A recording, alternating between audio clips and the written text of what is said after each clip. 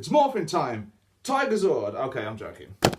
Now, the Tigerzord's not even in the first series, so what am I on about there? So, Mighty Morphin Power Rangers Season 1. I have decided that I'm going to do a review of every single Power Rangers series, starting from Mighty Morphin and ending with Super Ninja Steel. Now, this is going to take a while because there are like 20 some odd series. And yeah, I'm a 26-year-old guy who still watches the show. Yeah, a lot of people thinking, oh, you're a big kid at heart there, Jimbo. It does help when you have a 5-year-old kid who likes to sit down and watch the show with you. So that helps you.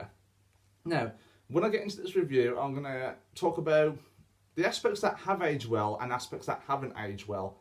Despite any negative things that I might say, the series is not bad. It's very, very enjoyable to watch. Like, why would I sit through 60 odd episodes if it wasn't good? I'd give up. I wouldn't even bother doing the review.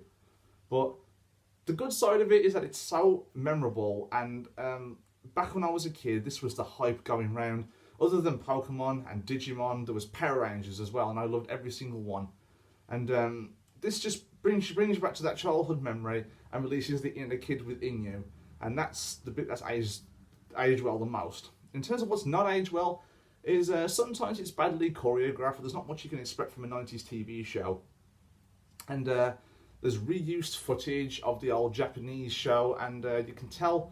So sometimes when the Rangers are in their costumes, it's the Japanese side of it, not the American side of it. Now, people have suggested that I sit through the Japanese show and watch it to see what it's like, and I will one day. But for now, the only thing I can find is the American version, which is on Netflix. Now, first off, I want to talk about Rita Repulsa. Now, looking back on it, she reminds me a little bit of General Hux in the new Star Wars films, like the big boss who yells at everybody, like, "You're not doing it right, I have a headache!" You know, stuff like that. And General Hux is pretty much the same. He's just that one villain who yells at everybody, and everyone's just doesn't want to piss the guy off.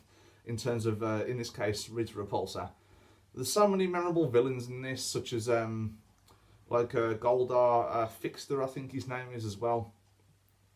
But the main thing which makes me come back to this show are the characters. Like, Jason is the best Red Ranger ever. Like, there hasn't been a Red Ranger quite like him, and it was so disappointing in season 2 when they replaced him with Rocky. And but it was nice seeing Tommy promoted to the leader. Now, greatly aspected. I thought that the Green Ranger storyline was the most interesting part of the show. You know, Green with Evil. I think there was 4 parts to it, and you know, everybody wanted to be the Green Ranger when they were younger. I did. I've had this shirt for a while now, and I actually got it second hand. You know, sorry, I'm looking at my. I'm admiring the T-shirt too much here, and it's nice to see that Jason David Frank is still involved with the franchise after all these years. Now, you can tell from the visuals in this that it is old, and some of the footage is reused over and over again, such as when Tommy assembles the Dragon Zord and it comes out the ocean. That is the same footage used over and over again. When they're morphing, again, the same footage over and over again. Like, even if Tommy's hair is different, say when he's morphing, it's down, but even when it's up in a bun, the footage still shows it down when he's morphing, and that's not necessarily a bad thing. It's just usual cheesy 90s humour, which we love. And this show, it was it was part of my childhood, and I absolutely loved watching it. And yeah, that's all I really have to say. All I really have to say about it. Episodes, they are very, very repetitive, but again, it's for kids. It's not really for adults. So they want to contain like a kid's fresh mind, like new audiences. That's why the series doesn't really change that much. Just like Pokemon, like the story is basically the same. For example, in Pokemon, there's gym battles, a sick Pokemon, Ash and team stop to help people. So pretty much the same with this. Like Monster is attacking the city. Rangers struggle to beat him. They come up with some new power at the end which helps them defeat him. He grows big, they call up the Zords, and the Zords just advance as they get to the end.